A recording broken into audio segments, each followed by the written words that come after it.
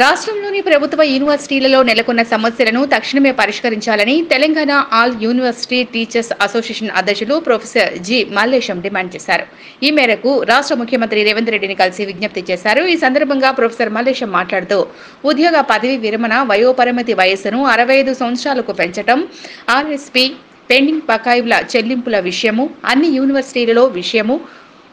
యూనివర్సిటీలలో faculty recruitment, university ఉద్యోగులందరికీ health card ప్రయోజనాలు అందజేయాలని, వివిధ విశ్వవిద్యాలయాల సమస్యలు, తెలంగాణ విశ్వవిద్యాలయాల్లో పెండింగ్లో ఉన్న సిఏఎస్ ప్రమోషన్లు, ఓయూ, సిపిఎస్, ఓపీఎస్ సూచించబడ్డాయి. అన్ని సమస్యలకు అత్యవసరంగా పరిష్కరించాలని కోరారు. ఈ విషయమై ముఖ్యమంత్రి సానుకూలంగా స్పందించారని వారు తెలిపారు. ఈ కార్యక్రమంలో ఒటౌటా అధ్యక్షులు professor Mallesham, professor CH Srinivas, ప్రధాన కార్యదర్శి డాక్టర్ చలమల వెంకటేశ్వర్లు, ఉపాధ్యక్షుడు professor Saraswathamma, professor Mangu, doctor Vanaja Uday, professor Saida Naik, professor Madhavi Kumari తదితరులు పాల్గొన్నారు.